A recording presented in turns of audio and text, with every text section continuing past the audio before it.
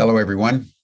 I'm Jim Garrison, and I want to welcome you to session 402 of Humanity Rising as we meet this day on the 31st of January as the year 2022 commences. Welcome. I hope you all had a good weekend. I want to begin our session today by continuing my reflection that I began on day 400. We've been at this for a very long time, about 18 months on Humanity Rising, which arose out of the depth of the pandemic. And here we are approaching nearly 2 full years of a state of emergency around COVID. And I want to reflect on that in the spirit of Socratic inquiry, in the spirit of truth pursued, not truth possessed, but just to express my feelings and I think my concerns 2 years in for what is happening, because I think it's a time that we as the public consider deeply what's happening to us and transition from passive participants in what's happening to more active participants in an outcome that we need to ensure. Because it's beginning to occur to me more and more strongly that we need to bring COVID emergency to a close. You know, it's never healthy for a society at any time to be in a state of emergency. Sometimes it's required, but if you look at the historical record on states of emergencies, they always end up depriving people of fundamental human rights. They erode democratic processes, and they have a way of just becoming normalized. And I just want to say, after 400 days, after living the pandemic for nearly 2 years, we cannot normalize what's happening. And we need to understand that there are going to be more variants.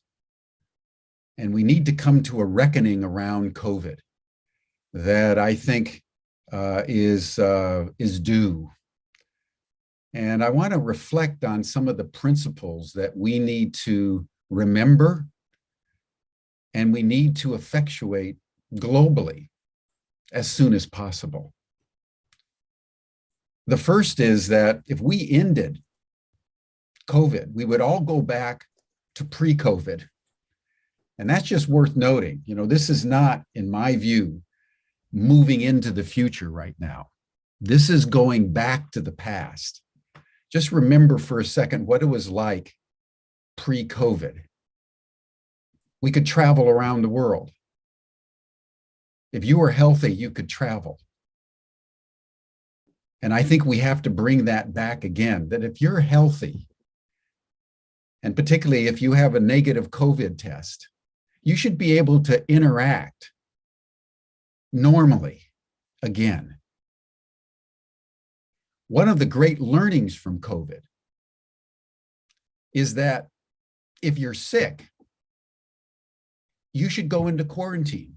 That's a good public policy all over the world. We're in a globalizing world. People are moving about all the time. And we ought to have a public policy as humanity that in the free interaction, if you get sick,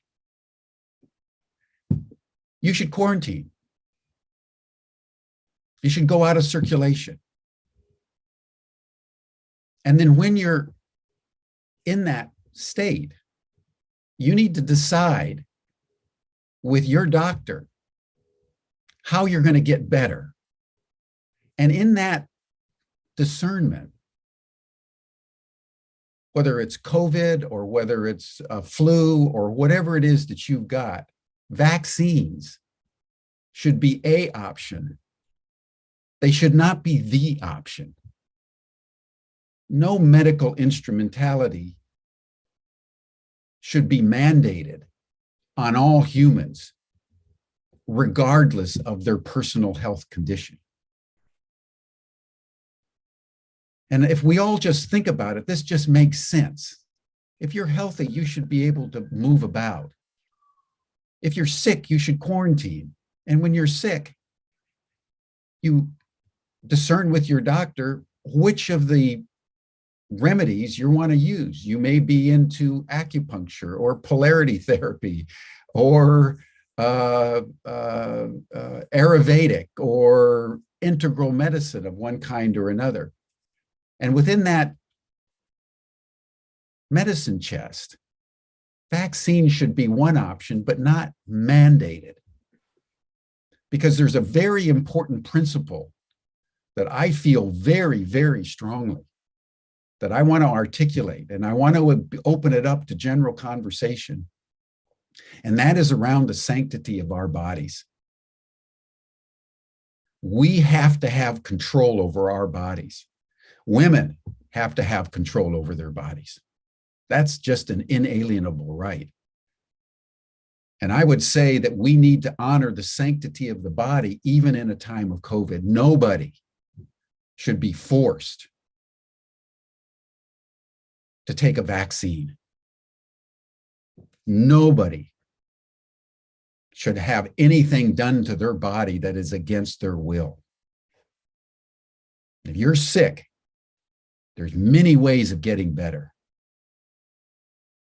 So vaccine mandates, which are looming because the variants won't stop appearing, is challenging us as human beings in ways that we've been never challenged before in the entire history of the world, my friends.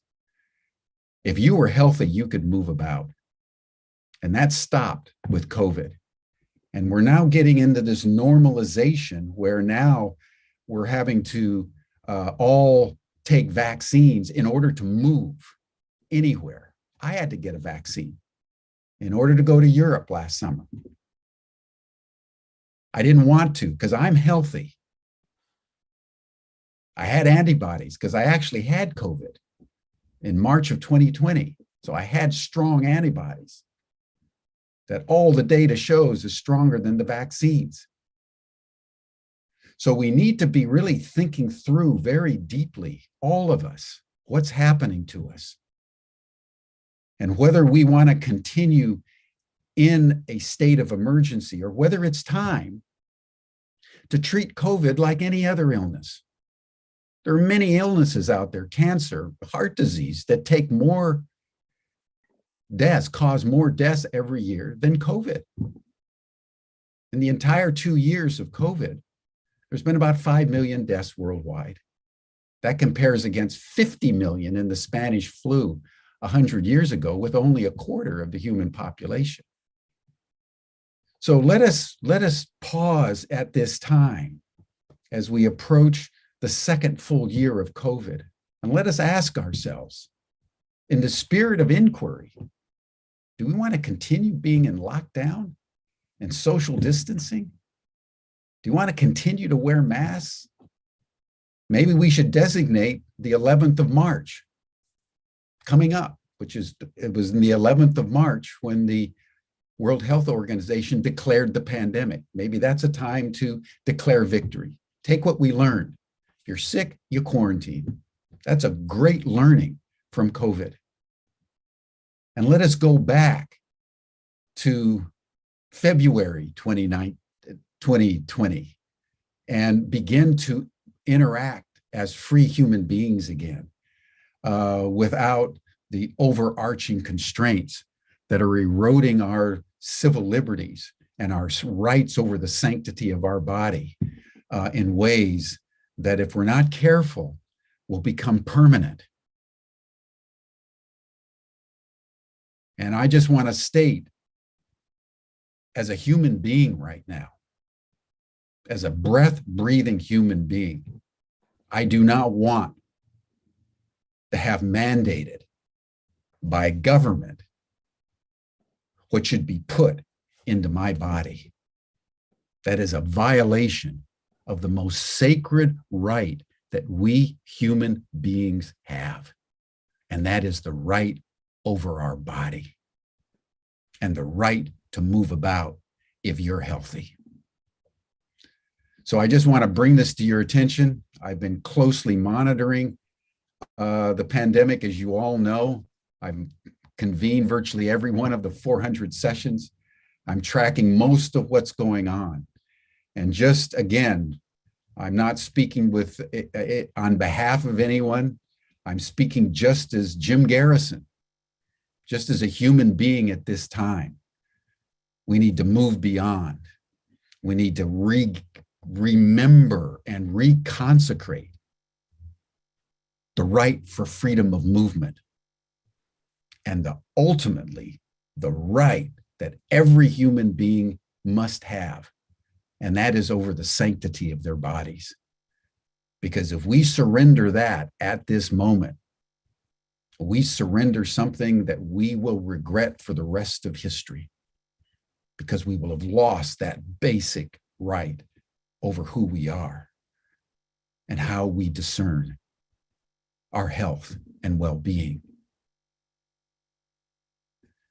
So that's my opening for today. I'm wanting to really open this up, but I'll be talking about it again because I think this is a crucial turning point in COVID. We cannot, again, normalize what's happening.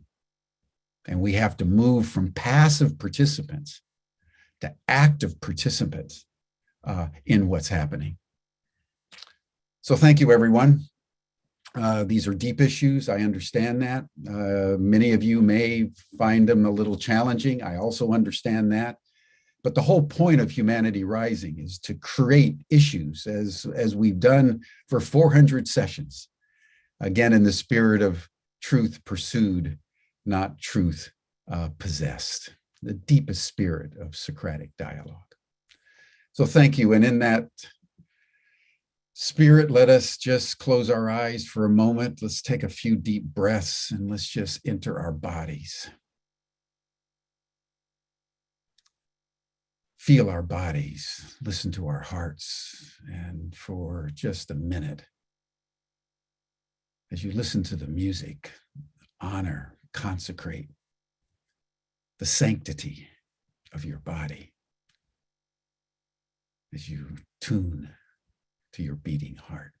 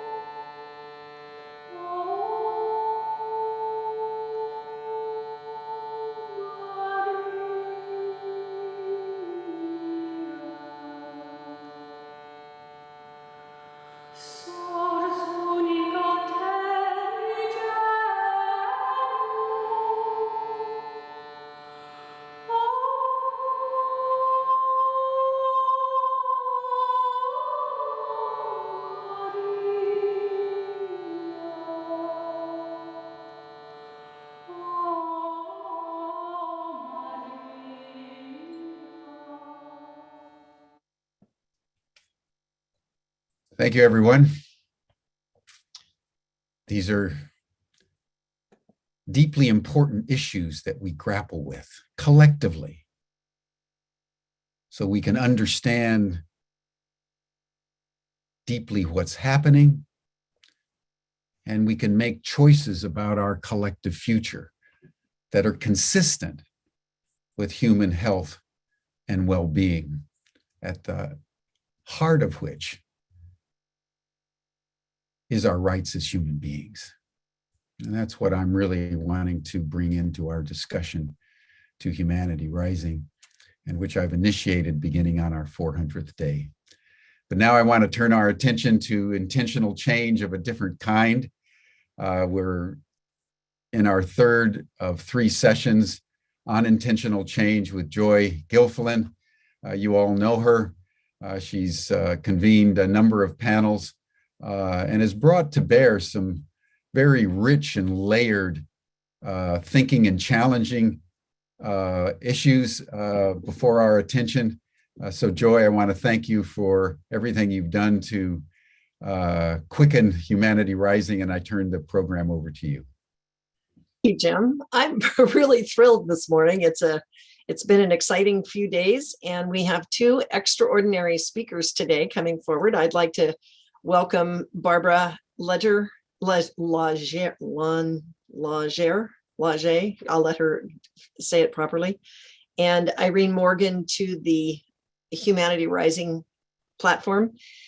And I'd like to share my screen for a minute and give you an idea of where we've been and where we're going to next, and why today is so significant, especially as we're making these transitions from where we've been in the past, what's been happening the past 2 years, which there's been absolutely negatives that have come from this period. But the other thing it's done is that the COVID crisis has forced everyone to slow down, really reflect on what freedom means, really reflect upon direct action, really reflect upon what are we creating as a human species. So the intentional change series that I've convened with this 3 episodes, we did 3 back in December as well.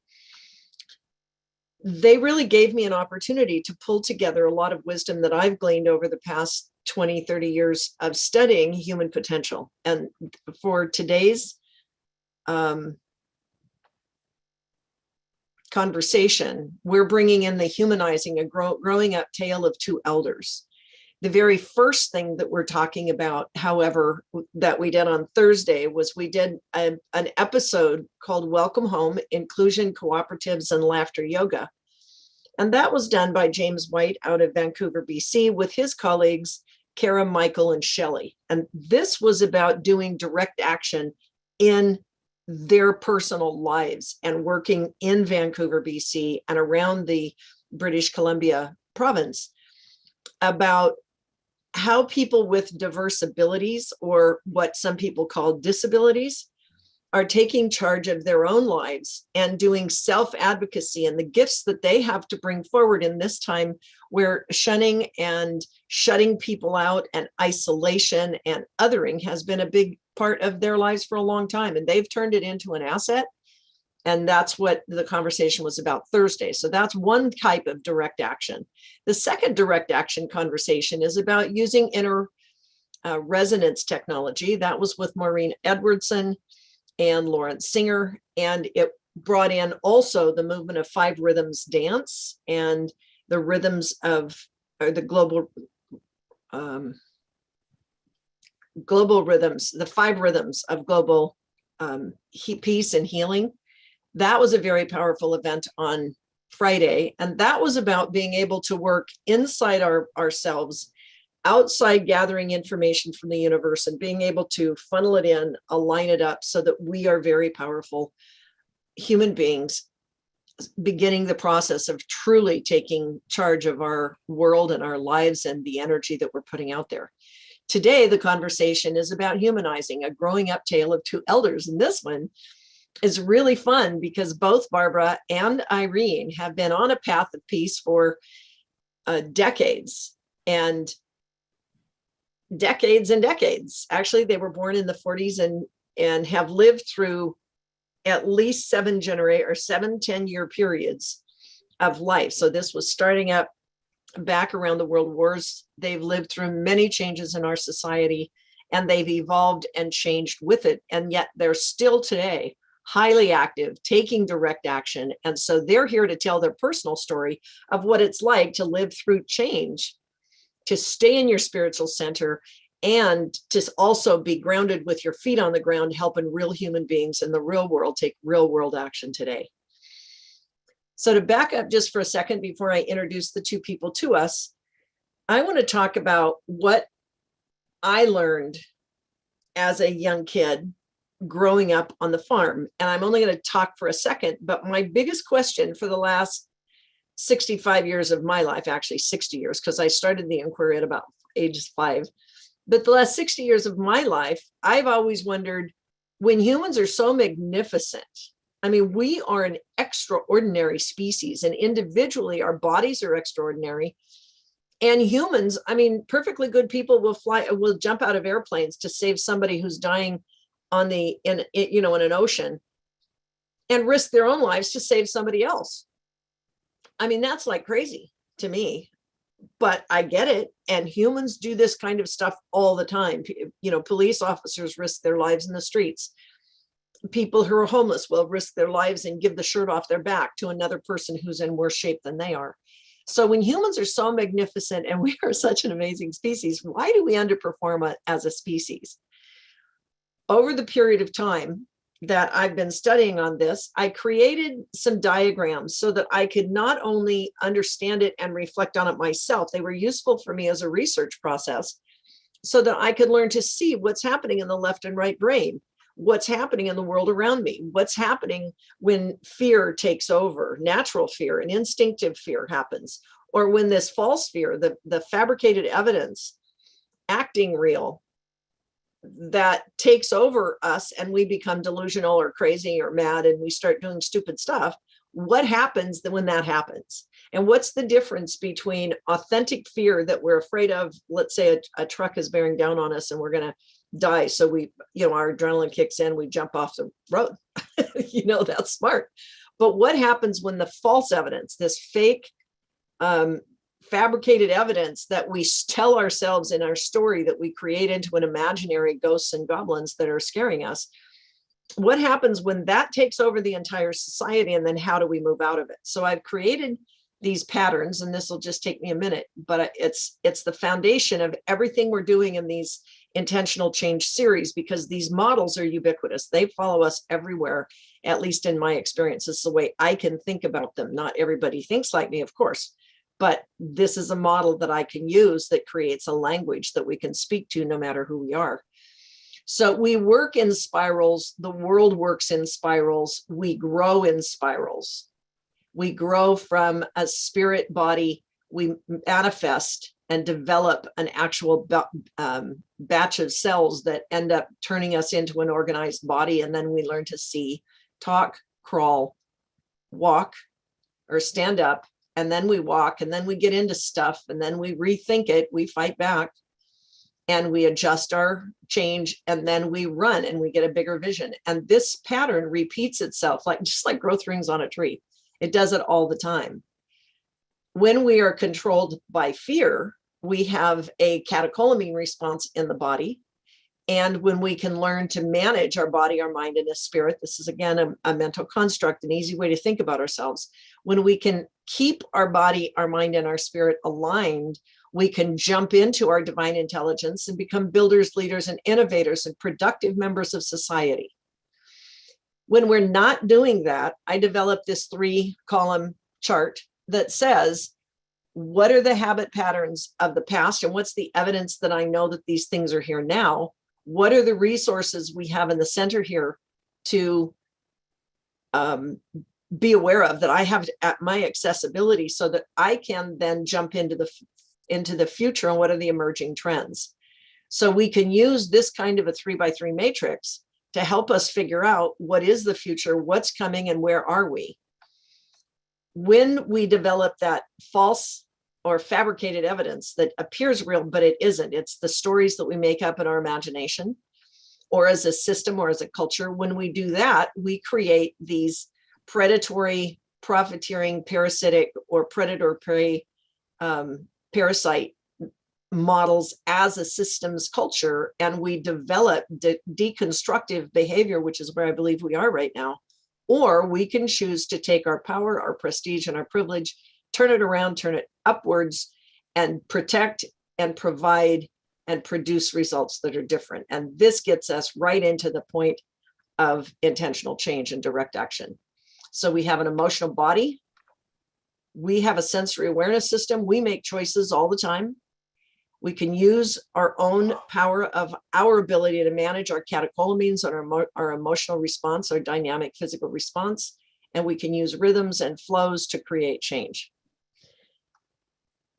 When we do this, we actually can become part of the living world. We are part of the living world, but we actually acknowledge that we're part of a living world, and we can profoundly move energy around the planet, across cultures.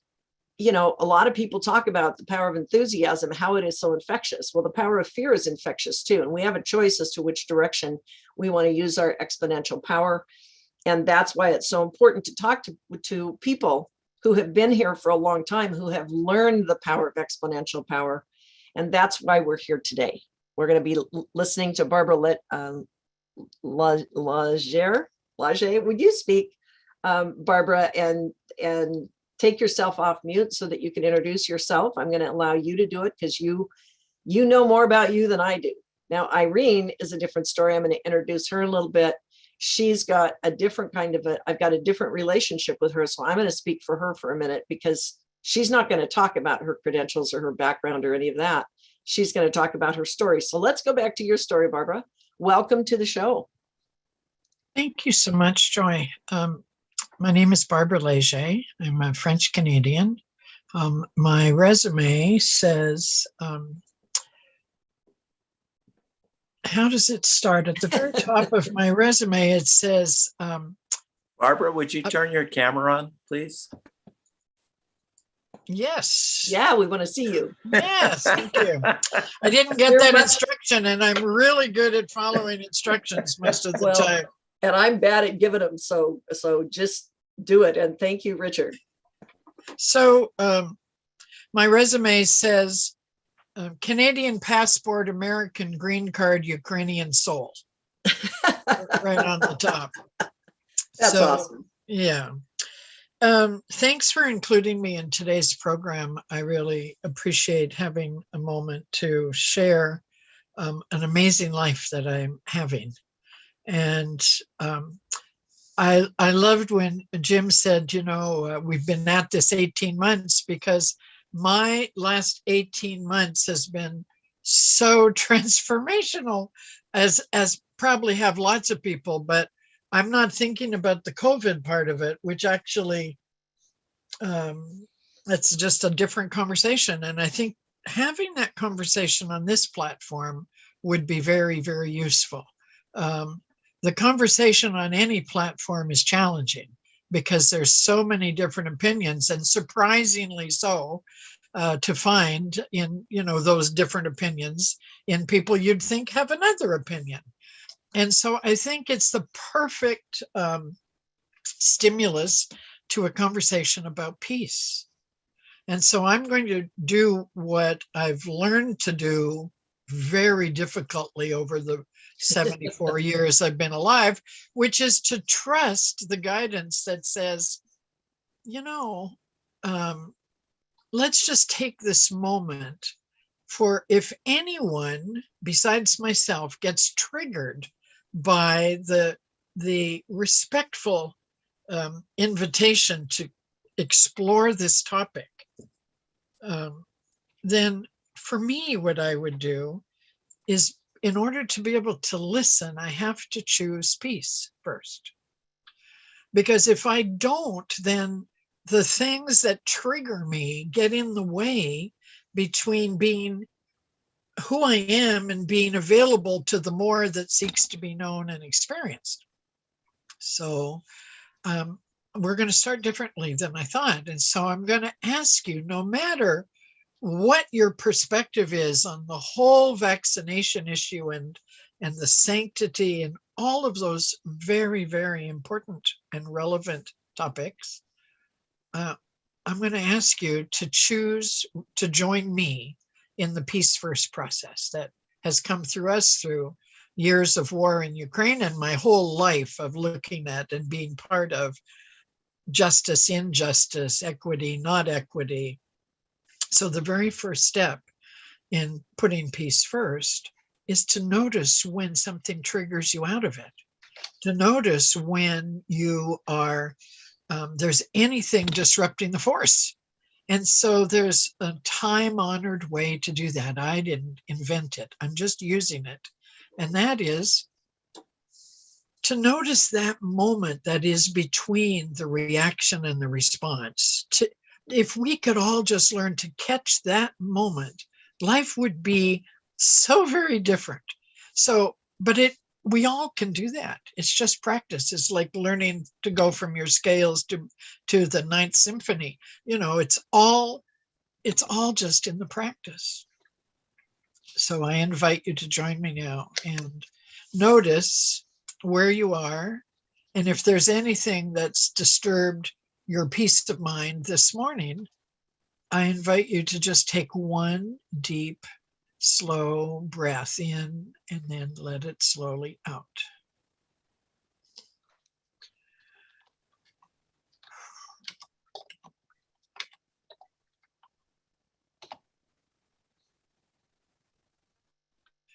And when I do that, I notice my body is so happy I'm doing this. It just delights in this attention and it starts settling down. Now, I'm not a scientist, you know, in that kind of body energetics, but I know that the nervous system responds instantly to my intentional breathing. And so after that first breath, I'm wise enough again to know that before I jump into reacting or knowing what's right or telling somebody what's wrong, I need to take 5 more breaths. Just 5 more breaths that deepen that connection that is that, you know, the heart, the mind, the body, everything working in harmony. And when we take those 5 deep breaths, nobody even needs to know we're doing it. So let's do that for whatever might have been in the past 24 hours for any of us. Let's take 5 more breaths. And this time we just do it knowing that peace is within us. It's a principle. And we're just choosing to remember it and to activate it and bring it to life. So we take 5 breaths to do that. Choosing to align with our higher self, to that way of living, to that inborn principle that has the harmony and the order already in hand, already designed. And so there's 5 breaths. And out of that 5 breaths, I know that putting peace first allows me to be more present with anything else that happens in my day today. And that's how I start my day consciously. And that's the practice I use when something surprises me, upsets me, worries me, which happily is less and less and less of those kinds of things because of the practice. So there's 3 points I want to make today, and then I want to quickly give you a touch into my life. So the first point is empty the trash daily. Empty the trash daily. So whatever has accumulated in your, perspective, in your state of being, in your thoughts, in your feelings, in your body temple, whatever has made its way in, that's all the good and all the not so good. We just, every day, we just notice it and we empty it out. We say thank you. We say not needed. We say goodbye. We say you're always welcome. And we notice it and then we let it go. So that each day we start with a fresh container. As we do that, we let the self-awareness grow. It focuses our attention. And it shows us how to do the work. It shows us what is the work that's needed. And so peace to me is this golden key that opens up all the parts of my life. And it's followed me, and I've followed it forever. And the more I pay attention to it, the more I realize how much I don't have it, how much I need to keep working it. And the more I realize how much I'm supported by it. And so what I believe is that our state of being is our most important asset. However we approach the world, we don't just do it from our words or from our mind. We do it from ourself, our whole self. And so what's in my heart, if I'm jealous, if I'm, feeling not appreciated or anything, no matter how nice the words are, no matter what I say that's politically correct, none of those things are as impactful as the energy that comes from my heart, that comes out of me, that I allow out. And I honestly, maybe some of you can relate, I've spent years trying to hide the things that I felt because, who wants those? Who wants to be known like that? Or who wants to have that quality amplified all the time? And, it doesn't work to hide from them because they come out sideways. You can't hide from them. So the journey to peace is really a journey of inner knowing, inner acceptance, inner responsibility, inner courage, inner forgiveness, inner acceptance, inner patience. And we do it again and again and again. It's a spiral, as Joy said. I love those patterns, the way you've kind of looked at life to see the journey. I think it's very useful. So empty the trash daily and keep our state of mind clean. Keep our state of being coherent, as Jim would say. And then the second thing I wanted to share is a formula that I read in a Jack Canfield book years ago. And it was E plus R, and it is E plus R equals O. That means event plus response equals outcome. So we may not have any control over, did not create, did not even envision the event that we're having, whether that event is something deeply personal or totally global. But how we respond to it, what our relationship to it, will change the outcome of it for us. And if we react to it with no peace at all, or determined to prove our point, which I've spent years doing, and trying to be right, and all those things that I thought I needed to do to be the oldest sibling, to mitigate between my parents and my brothers and sisters, to stand up in the world, to gain access to this or have the ability to do that. E plus R equals O means I can respond to a situation peacefully and change my experience of it. And as I change my experience of it, it changes in the field around me. And, science proves, I remember once somebody asked Krishnamurti, what on earth could one person do?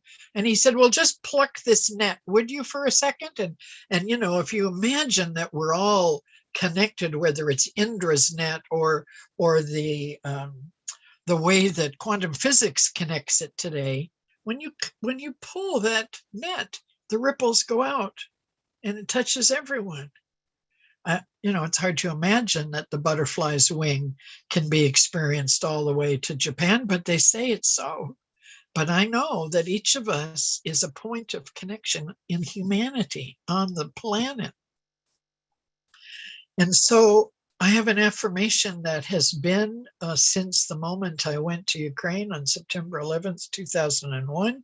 And that is, I put my attention where I want my life to be. It was a heck of a day to arrive. And I tried to leave so many times. But it proved to me that day that my journey was really about peace, that I had come here to learn, not to teach people about peace and love. In fact, my interpreter, who was my friend, who told me I just had to be there, he said, well, how nice it is you came. It would be great if you had to teach us about peace and love. It would be great if you had some. And that was like a little shocking to hear in my first week on the job, you know. But he was right, because I was there to teach. I wasn't there to learn. I thought I knew the answers. I didn't understand about being the answer.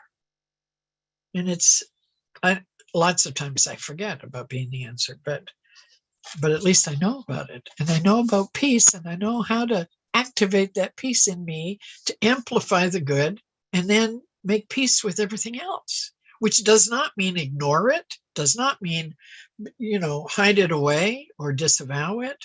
No, it just, what is my relationship to it? And the third point that I really deeply care about is to be the adult today that young people need to be the leaders tomorrow. We must be those adults that make room for the kids who are so different than we were, so different than our kids were. All the learning that we had, that we impressed upon our kids, I tried to impress upon my grandchildren. Guess what? It doesn't work for them. We're a new era. They are born with a different purpose. And the access to that expanded reality that these young people are in, well, we have to let them in. We have to make room for them without them having to spend all of their energy beating the door down. We need to be the kinds of adults. So I'll tell you a little story about that. When I first went to Ukraine, we had a little 5-story, we had an apartment at the 5th floor. It was a walk up, that was back when my knees were really fine. I could go up and down those 5 stories really easily. And we had a teen club on Tuesdays, and 20 or 30 young people would come, and we would just explore what are their issues, what are their dreams, what do they want in their life. And one day these 2 young men came late and stayed late. And after everybody left, they were still there. And I said, so what brought you here? And one of them said, and this was in 2001, or maybe 2002 early on. One of them said, well, my grandfather's a communist and my father's a crook. And somebody told me I could come here to learn how to be a moral man. I went, really? Came to me to learn? If you only knew my background and the challenges I've had trying to be a really good person, you might not say that. But there he was. And he needed that. He needed some compass to set him in a direction that his examples didn't show him. And his country didn't show him, because they were all in shock. There was 47% unemployment that day, that month, that year. Most of the men were out of work. So 10 years later, I'm standing in a different building, a much bigger office space, really in a gorgeous location. And next to me is a doctor who has been coming to Wednesday night discussion groups. And I turned to him and I said, what is it that has you being here? What got you here? And he said, well, you've met my son. He had a special needs son, bright, socially challenged, shy, and not, with some of the same things that our kids are really dealing with right now. He said, you've met my son. I came here to learn how to be the father that he needs me to be. So there were the bookends. There was a child who needed a father, and there was a father who needed to change. And so that really set my journey very, very clearly. And, I was raised on a farm. I have a strong work ethic. I mean, I'm born from pioneer families, lived in one of the pioneer houses that they built. No electricity for many years in my life, and remembering the Iceman and, and that whole life and a big 200-acre farm and climbing trees and doing all those wonderful things.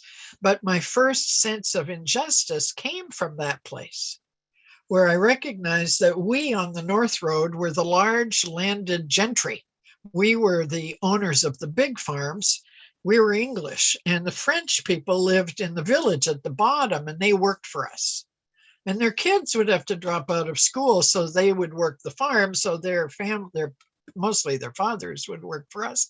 And I just didn't feel right about that. There was something, and that's kind of what got my journey started. And I have been looking at my life in terms of, 1/3, 1/3, 1/3. So I've had 3/3, and I'm going into my 4th third. And I love my life. I have had so many incredible things happen. And there isn't even time to tell you the stories, except that I have themes. In the 1st third, I was a child. I was a wife. I was a mother. I was finding out that I wanted to know who I was, not those roles. And, I had all the life that goes with it. I had the children, I ran away from home when I was 18, went to the Air Force, an isolated base in northern Canada called Goose Bay, Labrador. Amazing experiences. Some we can talk about, not ever. And so I did that, and I got my kids born, and I became a single mom not too long after that with 2 children, and entered the 2nd, third of my life. The learning, the stretching, the who am I? What am I here to be? But I don't have time because I'm just taking care of kids, and my kids were so wonderful and such teachers, and it wasn't always easy. And I realized that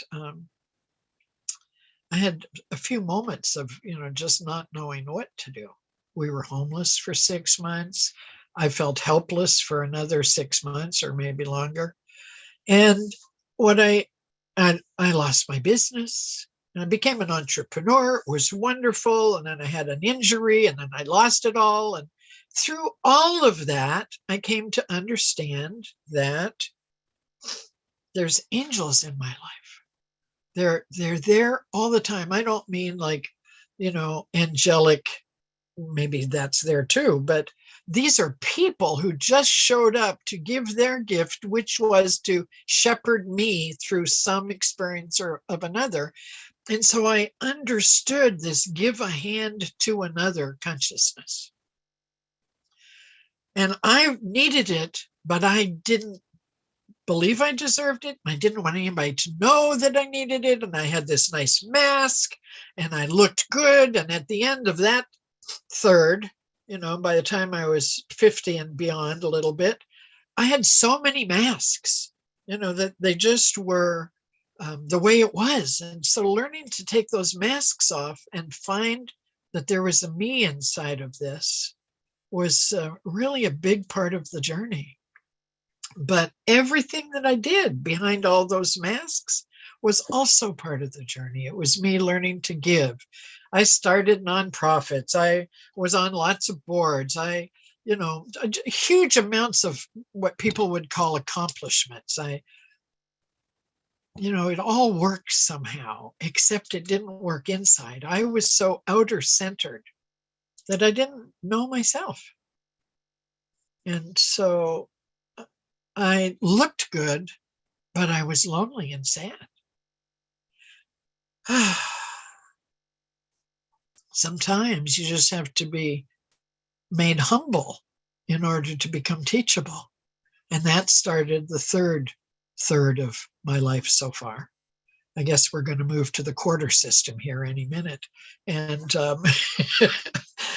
and so I took all of that mastery of business, and I had a great reputation, and I traveled all around the world, and I consulted for huge corporations, and I had a multi-million-dollar project in the Soviet Union that never happened, but I cut my teeth in those 7 years.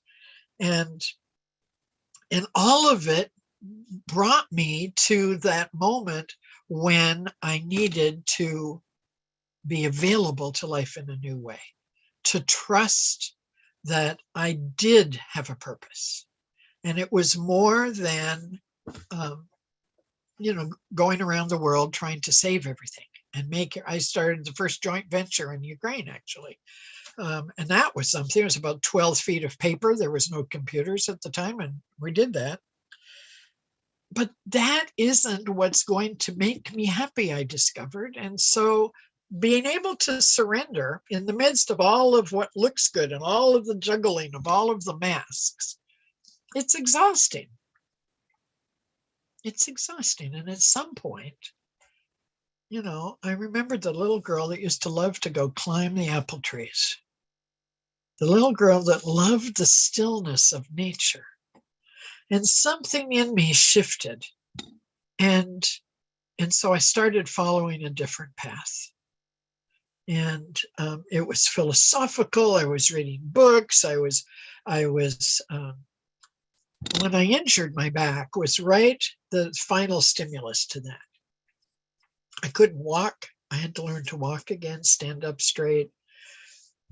After all that, one of the angels, Joel Goldberg, was a voc rehab counselor. And voc rehab was going to pay to rehabilitate me to be a stenographer or to be a legal assistant or something working in an office. And I could not bear that. Even though I didn't know what was really mine to do, it had to be exciting and juicy and big. And he stood for me. And I went back to school to study media, and I wanted to change the world. I did. I knew that I wanted to change the world. I went to a retreat once, and at the end of this retreat, the retreat was called On Purpose. No, I said On Course. And it was a 3-day event. At the end, you share your vision of your life. Well, by the time the 80 people were standing in a circle, by the time they're close to me, I'm weeping. I can't even speak because the vision of my life was so big that I couldn't begin to say out loud that my life is, I am meant to be part of the new United Nations. And what I now know is that got me onto a playing field where I am now.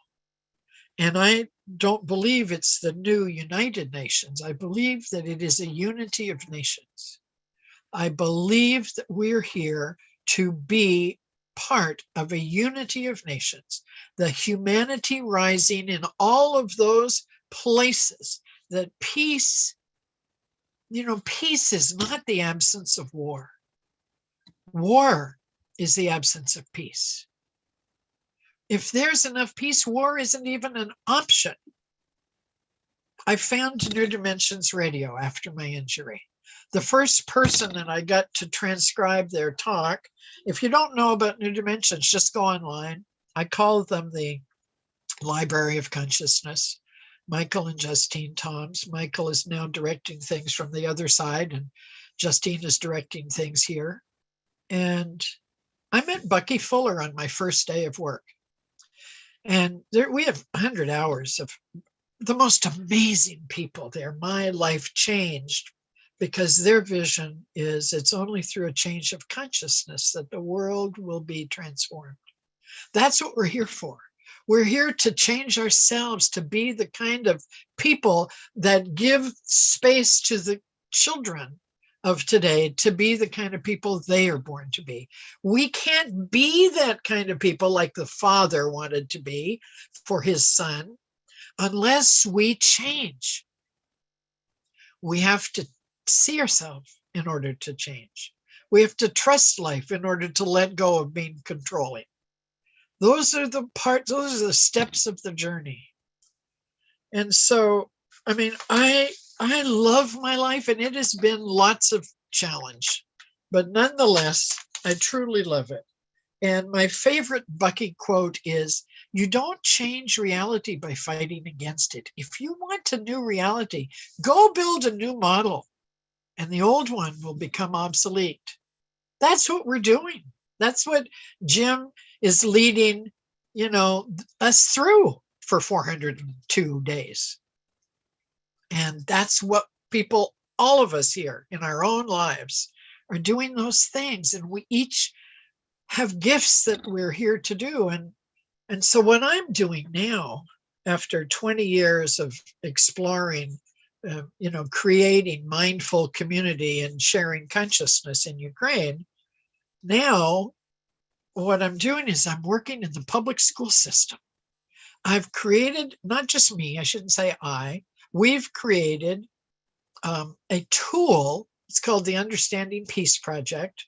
And it is a 2 5-week programs now after 18 months of piloting and testing and then reframing and reshaping. What we do is we have a program that exposes young people to values, exposes their teachers. In Ukraine, they didn't even use these kinds of words. And so we have this 5 weeks, and each week has 5 words, and they're all values and principles. And we're exposing them, we're playing with them. I do a little video every week. I feel like Mr. Rogers. It's just the best thing I've ever done. I am just in the heart of what I was born for. And we are cultivating these children to the concept of peace and inner empowerment, that they can choose how to build their compass. I can't tell them whether responsibility is their purpose or creativity. They'll figure it out. But we are just like, and the teachers are saying, "Oh my gosh, I never knew we could even talk like this." So it's changing. And I brought some videos, but I think I probably have already talked so much. But I would love to just get a word from Joy. Do I have another 2 minutes or none or 5? What I would love to have, Barbara, is I'd love to, if you feel like you're on a roll right now, do your finish. But if you would love to have some more input, you're going to have a chance to come back at the end. And I'd love to talk about your 80 weeks thing, because that got my attention. Anybody who says, "Oh my gosh, we're doing this," that's powerful direct action. So go into whatever direct action you want right now. We need another 15 to 20 minutes for Irene. Okay. Then we need to do some close up towards the end, but I want to Thank you. give Jim a chance to come back and talk to you too. Great. So what I'd really love to do is share one, let's see. Can I share? Yes, let me just see if I can share screen here.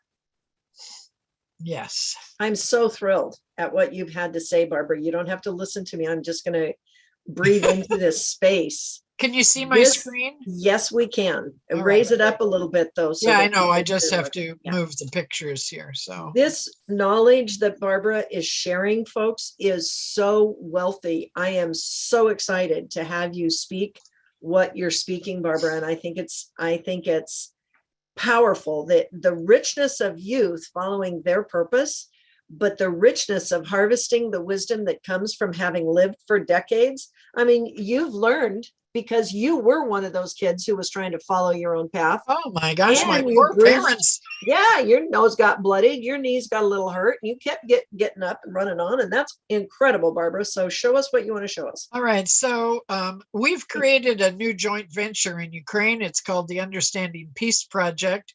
And the Golden Path of Peace, this is just a logo that is in transformation. We are a nonprofit here, and our colleagues in Ukraine have created a nonprofit there. And we've created a joint venture called the Understanding Peace Project, and we've brought it to the schools. And so the result of the last 5-week program we did, which was in November and December, was 1,997 students, 98 teachers, and 45 schools. And imagine the impact of taking what we do here every day and putting it into a way that they can work with it. And so I work with the teachers. I have drop-ins every week. The teachers created this, and I can send this to anybody, but I want you to hear from 2 people. Each one is a minute. Dasha has been with me for 10 years. She's a mother of a 15-year-old, 7-year-old twins, and a 10-month-old little angel. Dasha went from not believing anything to being the rock and the glue of our organization over there. So let me hope that this will work. Will it work? Oh dear, I sure hope so. It worked last night. Remember, this is Mercury retrograde, so Yeah, no, there she is. Okay. that's fun. Play it loud. Yeah.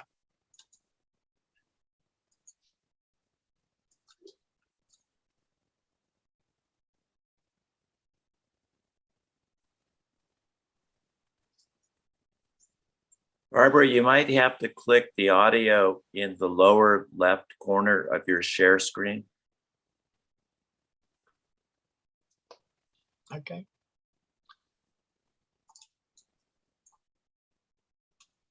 You might have to start over to get it to work. Oh, I'm sorry. No problem. Just, And- when you go to the share screen, go to the lower right and click the video and audio. Yeah, all right.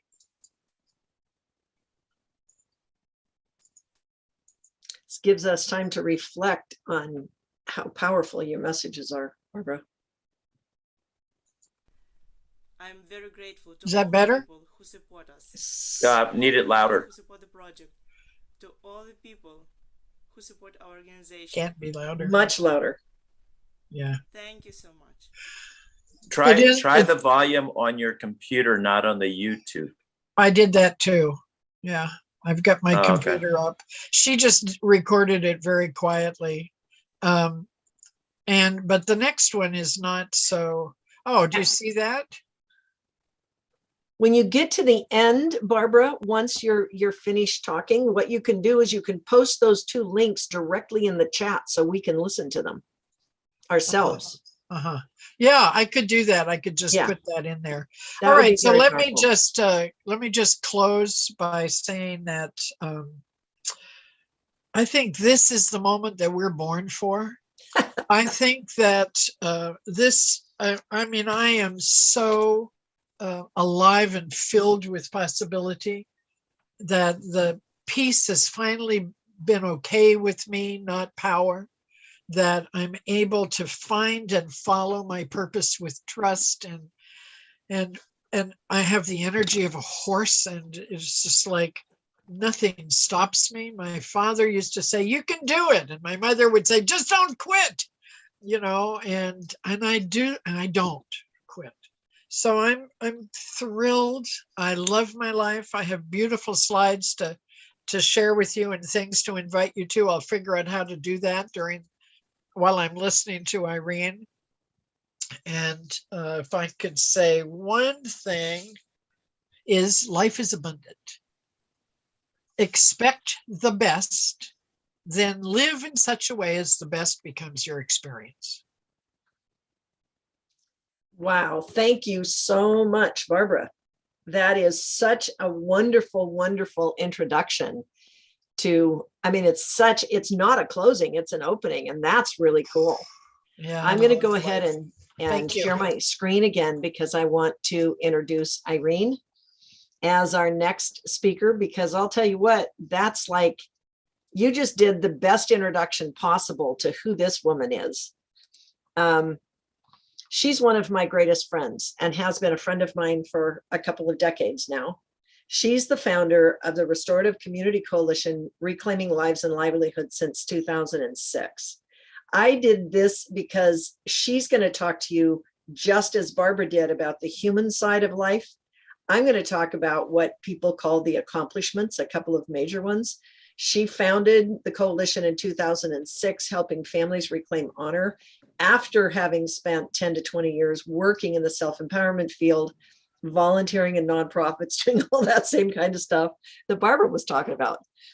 But during this 2006 to now period of time, she did the hands-on research inside jails, going into penitentiaries, going into the local jail, working with people who were outside homeless, who were incarcerated by poverty, working with those people who had been criminalized or mentally ill or called mentally ill, to uncover healing methods. How could she, in fact, work with people in a way that they could find their own self-empowerment, their own purpose, reclaim their own honor and dignity in a world of civic collisions where people are broken down by systems that aren't working? She had already started working on the reversing of mass incarceration, not necessarily as a phrase. She was working on the recovery of humans. When I came along in 2010, she was already spending time going along, working with elected officials, testifying before the county council, testifying and working on the community accountability board, working on projects using restorative justice and intentional change in her day-to-day life. When we started working together in 2010, we were really seriously moving after the mass incarceration. I just read some statistic. It was interesting. I meant to bring them forward, but the Pew Research Institute, I think is what it's called, they just announced that there were like 800 people incarcerated for every 100,000 people in the United States. And then if you read deeper into the stats, they talk about the number of people arrested every year is 3,000. So when they're arrested, aren't they incarcerated? That's misnomer in language. So what we've been doing over the last 10 years is figuring out how to parcel apart the story versus reality. If there's 800 people incarcerated in prison and jails, they're talking about those who have been convicted. They're not talking about the 3,000 people who are arrested, traumatized, jails, and are waiting to find out whether they're going to get out or they have to plea out or they're going to be convicted. That's a whole different story. And when I started to recognize that, we started really working together to reverse mass incarceration in our own county. And we stopped worrying about the world because we can't control what the prison industry is doing out there.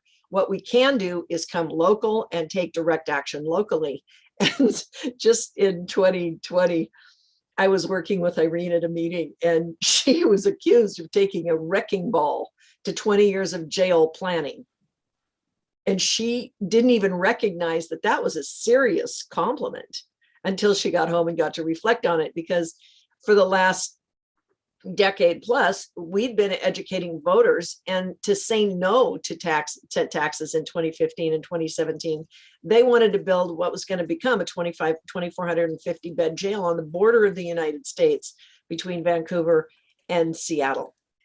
And because of her aggressive actions and constant sending peace into the community, helping and healing and working with people, she's now developed a restorative community action plan that we're going to work on implementing and teaching in 2022. Now, that's not what she's going to talk about today. I asked her, it was Barbara's idea, by the way, to say, what's the story, your growing up story into who you are today? I'd like to welcome Irene Morgan to the stage. Please talk to us about what an amazing, you won't talk about how amazing you are. Talk about your amazing journey of learning and how your story actually reflects a lot about who Irene is. Turn on your video. Okay, I finally got it. This is new to me, folks, so bear with me. This is not the technology you grew up on, no question about it. No, thank you so much, Joy. I am so excited to be invited to this. This is absolutely part of my wishes and my dreams. And I'd like to thank Jim and all his crew for all that you do. My gosh, without Humanity Rising, none of us would be here. And this is the future. This is what we're here for. And I just have been sitting here chuckling. If people think we are not connected, then they need to sit in my seat, because Barbara just described my life. Absolutely. Absolutely, she did. You guys were sitting in the same seat. I mean, it was amazing. It was just, it's still, so, and I'm not sure who was in whose dreams or whose mind, but we're doing it together, and that's awesome. So I just want to thank Joy, because I had been struggling. Well, we had done some amazing work before Joy showed up in 2010. But we had all this information that we had gathered, and we had done so much, and we just kept going. And Joy came in and kind of organized it. And then she put her stuff with it, which then ballooned. And, but anyhow, she knew how to organize things and do her diagrams. So I'm so grateful.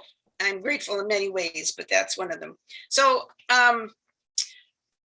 my family moved to this property that I live on. I've lived here 76 years as of this month.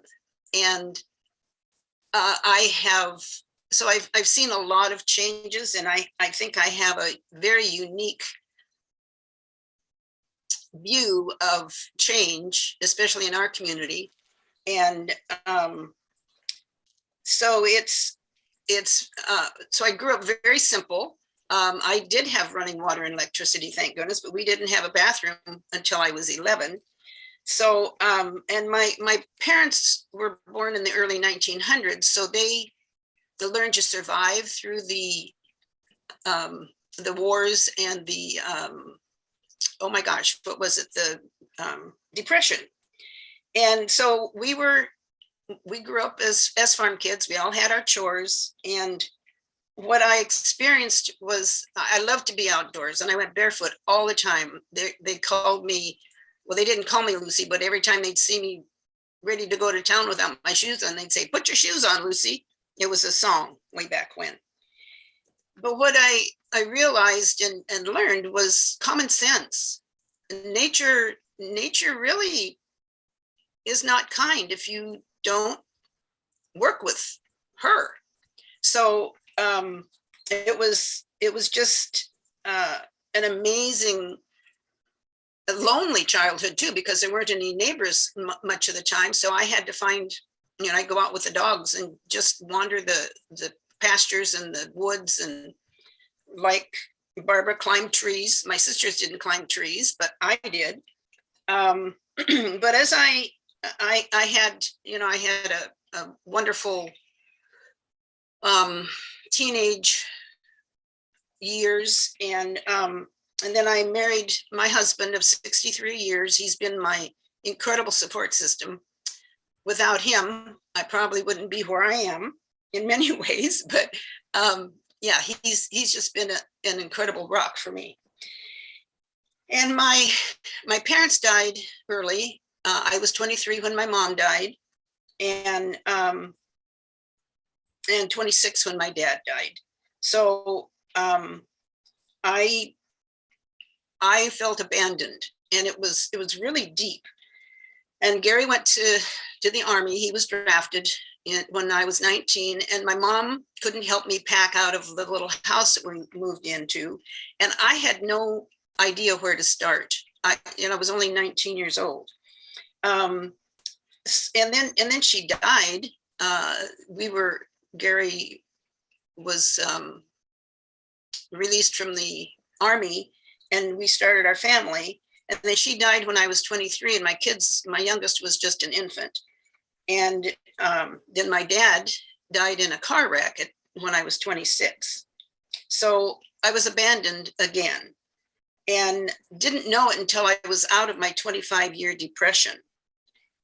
I raised my family, and we started a business, and it wasn't until I was ready to not do the business anymore. I knew I was good at my job, and I had already put my toe in the waters of my spiritual path. So I was able to then come out of the depression, because I had found something that interested me and knew that that I needed to do, wanted to do. And and what I realized after a while is my people say, well, what's your education? And I'd say, I don't have a formal in education. I didn't do academia, but what I realized was I have an informal, natural education, as I believe most farm kids do if they're on the farm for very long. And it's interesting, most of the people, Barbara's a farm girl, Joy's a farm girl, several of our people on our board are farm people. So there's just that the nature takes over. If you, it's common sense. If you don't shut the gate when you go through it, your job is going to be at least 10 times more difficult than if you had just shut the gate when you went through it.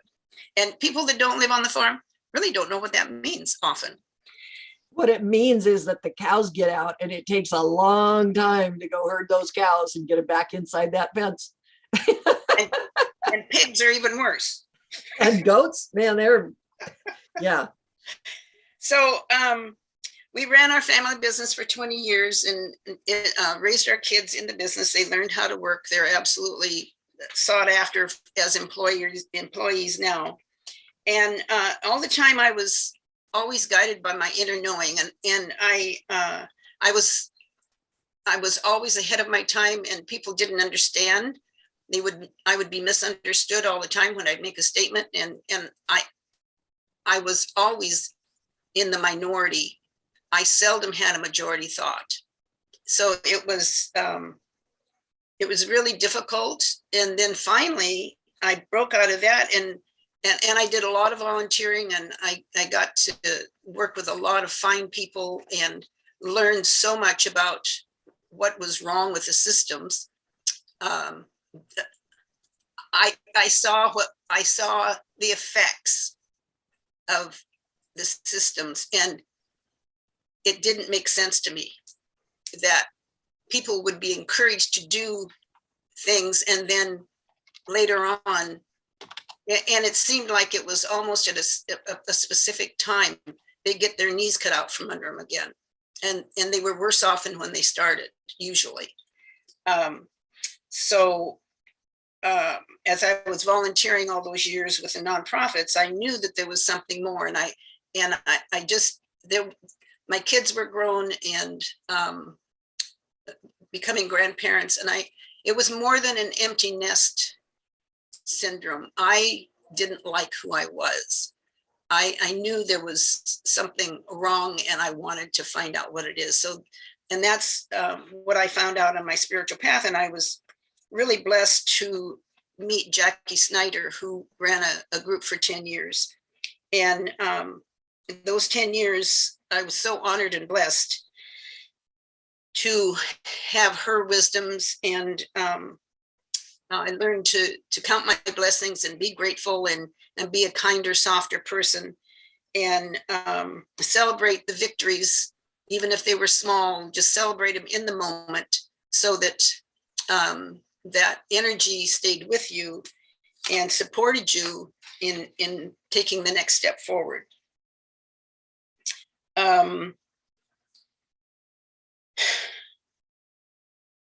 And I became an ordained minister, and that helped me then move on to getting my hypnotherapy certificate for the state of Washington. And then that turned into, by that time I realized that through Jackie's help, that we are far more powerful, as Barbara says, than we know. And so I started going within and learning to listen. And I get my information through thought. And I didn't know that the thoughts I was having were not necessarily mine. I didn't know that I was being guided and directed and instructed for a long time. It was quite a journey learning all of that.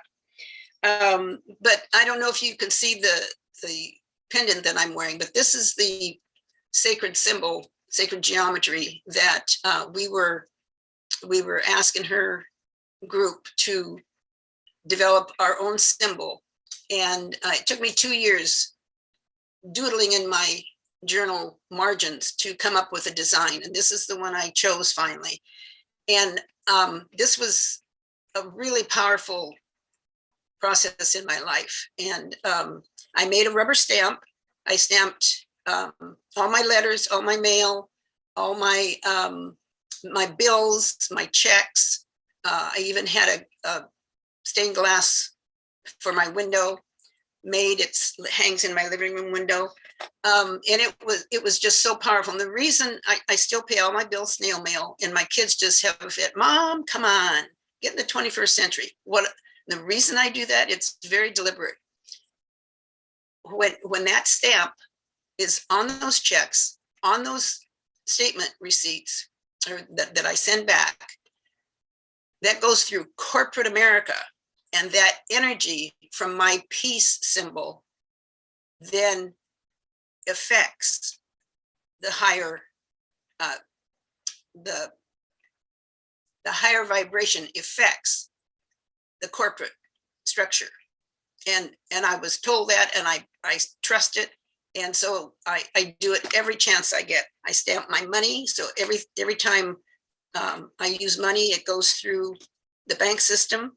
So those are just and people look at me and shake their head at me. My kids don't quite get it yet. But, and one of the things that I learned from Jackie in meditation is to ask when you're puzzled, you'd like to have an answer, or you just wonder about something. The question I always ask is, what would I benefit in knowing? And then you need to listen.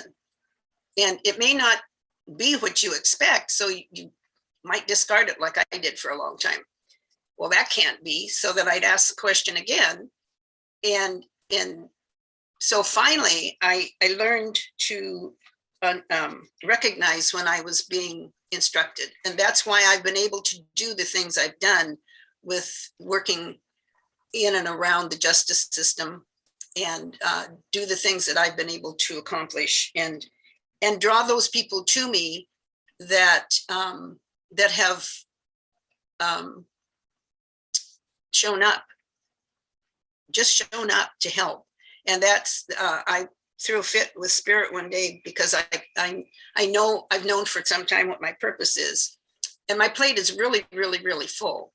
And so once I got the information, they told me that if I hadn't been so eager to accept the contract in between lives, that they would have divided it. And I thought, well, shoot, I asked for this. I can't blame anybody but me if I'm going to blame. And so I said, okay, I asked for it. So who's going to help me, and how are we going to get it done? And Joy showed up a couple of years later. So that's how it works. And I fully trust it.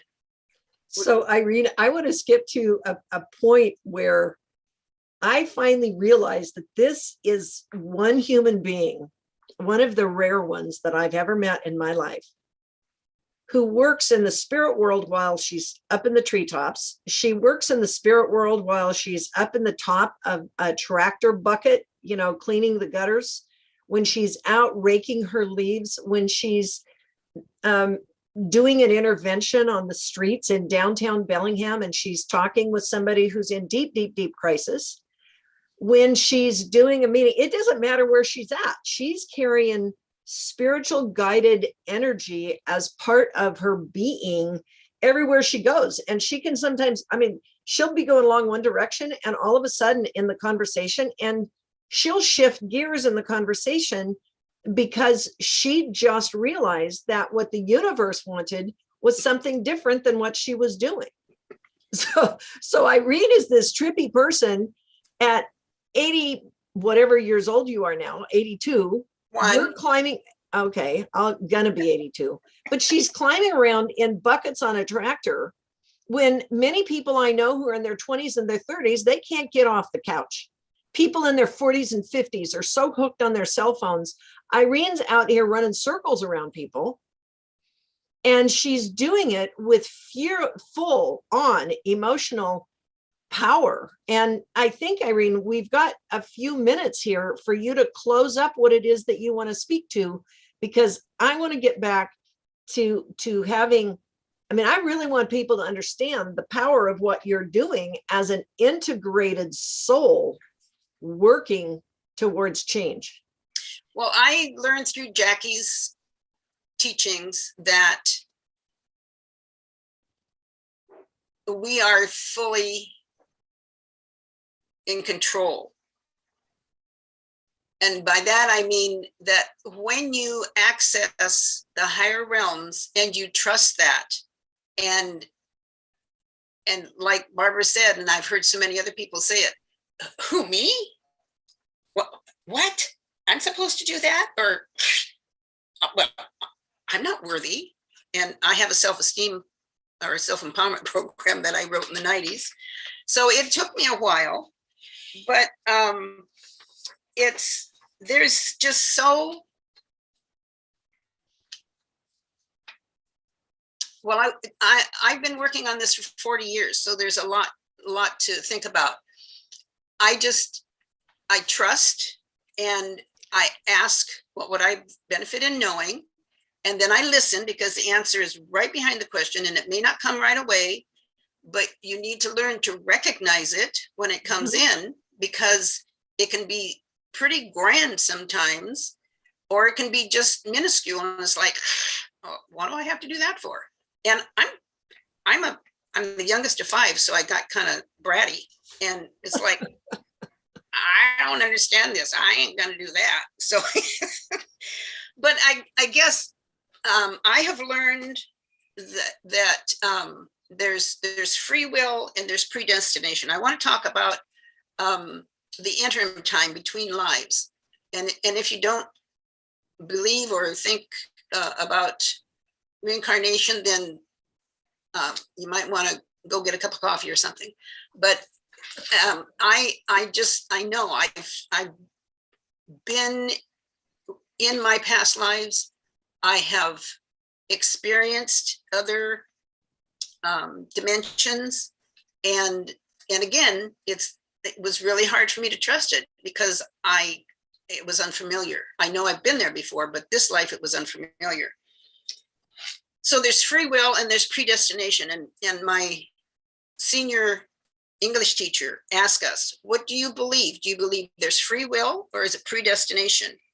And it wasn't until, I don't know, several years ago, I thought, well, it isn't either or, it's both. Mm-hmm. Our contract that we sign before we come in, which is the one that I was complaining to Spirit about, is our predestination. And our free will is whether we choose the path that leads to the purpose and the contract of the predestination. So when I got that one, that was huge. And then there's the ego and there's the surrendering. And some people don't like the word surrender at all. And there's, I give up, which is, what you want to save your life, so you give up to the enemy and become their captor. But that's not what surrendering means in the spiritual aspect to me. Surrendering is struggling and quarreling with Spirit and saying, no, I don't want to do that. And why me? And what's going on? Why is all this happening to me? And you say, oh, surrender. Oh, I get it. Oh, and then you ask, what would I benefit in knowing? What's where do I put my foot next? Where can I make the most impact? And so I emailed 4 judges one day and scheduled an appointment with 4 judges. Who does that? I'm just a woman on the street that has complaints, but they all met with me and one of our other board of directors. So this is the kind of thing that I do. And I don't take no for an answer usually. And one of my favorite sayings is, you can't make me quit. So there we are, Barbara. There you are, Irene. I'm just so aware. Oh my gosh, we need some more time from you. Because Well, I the want to say lesson- one more thing. I think Okay, good. one of the most important things I wanted to say today is we are powerful, and with that power comes the power of the universe, and it is right here in our hands. But we as infants, I believe, in this spiritual process, have not allowed ourselves to experience that to the fullest degree yet. Yep. And that's where I'm going, because with that, and like Barbara, my goal is peace on earth. I have 4 lifetimes this life. I've lived 2 of them. I'm going out of the, I'm nearing the end of the second one, going into the third one with my spiritual aspect. I felt I couldn't speak about my spirituality while I was working with the jail issue. They wouldn't have taken me seriously. I would have been that woo-woo gal. So now that I'm being able to step out of there a little bit, I'll be able to step forward. But that's why I'm here, is peace on earth. That's why we're all here. And that power is within us. And we've had so many masters, ascended masters, come forward to teach us. It's us. It's us to do it right now.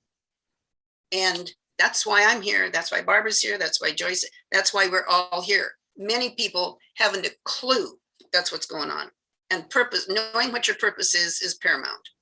That is so brilliant, because that is exactly why we are here, and we are bringing this together. And to me, this is basically, Irene, your debut into this third lifetime, because what we're doing, and Barbara, you're on the same path. Jim, can you guys come back on screen and let's do a wrap up of what happened just now on this conference call. And then I want to come back, Jim, and do a close on the summary of where we were on the Intentional Change series and where we're going next, if you're going to welcome us back. But there's a whole series of things here that have just happened, and this was profound. So thank you, Irene. Thank you, Barbara. Jim, what do you have to say about all this?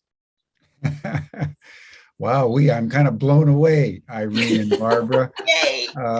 by everything that you're doing. And in fact, by synchronicity, I saw Irene on a dollar bill a week or 2 ago, a peace stamp. Yes.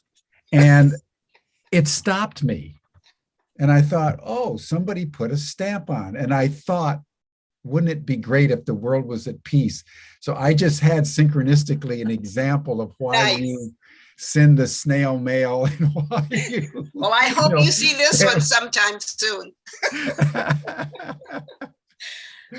And I was remembering that my parents were married for 66 years. Oh, wow. Before my father passed, and just being able to witness as a son the longevity of love over time was an inspirational thing for me. So I just want to acknowledge the longevity of your marriage to your husband. It's a wonderful thing when people can ripen together in a loving relationship. And then I wanted to just bring in, Joy, if I might, something I've been reading, Viktor Frankl's book, Man's Search for Meaning, because I'm preparing, we have a course at Ubiquity University called The Great Books. And so every year I teach in the Great Books course, and to this year I'm going to do Viktor Frankl. And just this morning, I read a single paragraph that I'd like to cite and then have you comment on, because it just struck me so much that this pertains to both of you. Here you are in your 80s and you're going stronger than most young people. And I just want to honor that. And he says toward the end of the book, he says, you know, if you think about it, there's no reason to pity older people. Instead, young people should envy them. It is true that old people have fewer opportunities and fewer possibilities moving into the future as the young, but they also have more than that. Instead of possibilities in the future, they also have realities in the past, the potentialities they have actualized, the meanings they have fulfilled, the values they have realized. And nothing and no one can ever remove these great assets from either them or the past, because every act is taken into the past and becomes part of the collective memory of the whole universe. Nice. And so I was just thinking about that as both of you were like fountains today, just speaking from a depth of experience and a joie de vivre that I haven't heard on Humanity Rising in some time. So I just want to honor you. And what would be your comments, both of you, before Joy closes us out, about this notion that you've built up by activating the potentials of your life, a reservoir, an archive that is now in permanent repository on the collective past of the entire universe. I know that, Barbara, you were biting at the bit there for a minute when he said something about not having as much opportunity for the future. I mean, I saw your whole face go, oh! Yeah, I will retract in present company, Joy. I will retract that part of the quote. You better, because we got three of us here. I wanted to say, well, you know, I'm sorry, I can't go there. I really feel like my whole life, I mean, I have done things nobody could imagine. Huge things. I mean, huge things. Oh my God. She hasn't started yet, Jim. Really. And yet this work with these children and getting to the parents and teachers, I wish I was smart enough to say I planned that bank shot, but I didn't. I trained the teachers as much as I could, and they were terrified. And I said, just trust yourself. The kids will help you. Just trust yourself. The kids will help you. And that's what's happened. The teachers are going, I didn't know. My whole life has changed. I now am with my students. We are a unit now. We are connected now. It is so, and when I think about the legacy of my work, which I really feel is at a new level of beginning, it truly is. I mean, I just don't want to leave until peace on earth happens, and I've given it 25 years. You know, I say act, you know, happy and healthy to 100 and beyond. I'm 74. I intend to see peace sustainable peace, because it's an idea. And any idea embraced by a group of people with passion and commitment and energy is bound to happen. That's the law. The wild horses can't keep it from happening if we just friggin' believe it. Yeah, Irene, I know that you're chomping at the bit now. We got horses and horses and horses ganging up here, heading down a trail. Go for it, Irene. Well, I'm 81. I'm about halfway through my life. I know I'm going to be here till I'm at least 150. I feel better now than I did when I was 40. I used to have back problems. I used to have cyclical issues with respiratory issues. We have sailed through this COVID thing. And I just want to say, for everyone who has experienced COVID and lost loved ones to that, I am so sorry. And I mean, no, I truly mean that from my heart. And I also know that COVID has been an incredible opportunity for us, because we've been able to come out of this because we had the time to do our real work instead of out there in the trenches. So But the one thing I want to say is the second most important thing, I believe, is when I was working with was Jackie, she came up with a quote from Zarathustra. It's Zoroaster in the West, in the East.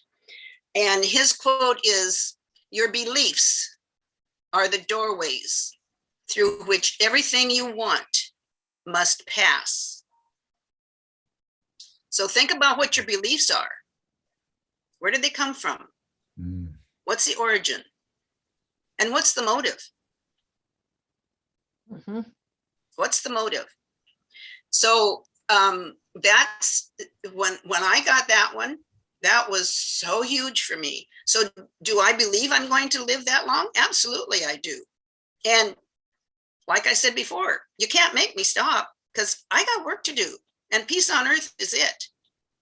And so, and what helps me, not daily anymore, but often, is a book by Carol Truman with a K, Feelings Buried Alive Never Die. It's a phenomenal book, and I go to it often. In one particular stage, she lists the organs of the body and the thought patterns, and she tells you how you got there, what your thought patterns are and were to accept the disease or the ailment that shows up in your body. So and restorative justice, from my perspective, we didn't get to talk much about it, but that is right action for all. And until we do that on a regular basis, we got a lot of work to do, but it's coming, and it's coming really, really fast. I'm so excited for at least the next month and beyond. Thank you so much. So Irene, I know, and Barbara, I know you guys could talk for another hour or two. Maybe we'll bring you back another time. But I want to switch gears because I know Jim's got a timeline here to wrap this thing up. And I want to say that one of the things that you can come listen to Irene Morgan more at, we just launched. This is where the new generation is going to help the older generation. And the middle generation is going to help even more the younger generation. And together we're going to spin this whole thing quickly, because in the last 2 years, our world just accelerated. I mean, we accelerated into quantum change. And Irene, I've gotten her doing these I Change Justice podcasts. Are you guys seeing my screen share? So we're doing an I Change Justice podcast on the Restorative Community Coalition. It's out on Spotify, iTunes, and Stitcher. We're bringing restorative justice and interventions in the mass incarceration industry through YouTube. And one of the episodes we have up there is Reclaiming Lives and why it's important to make changes. Her website is therestorativecommunity.org, and you can mail us at therestorativecommunity.org to reach us and do contributions. We've been so busy doing the work. We haven't done a lot of work on fundraising. We could truly use some help, because there's a lot of knowledge that we're trying to bring to the market. And we're going to go into the after chat. We'll be able to talk some more about that.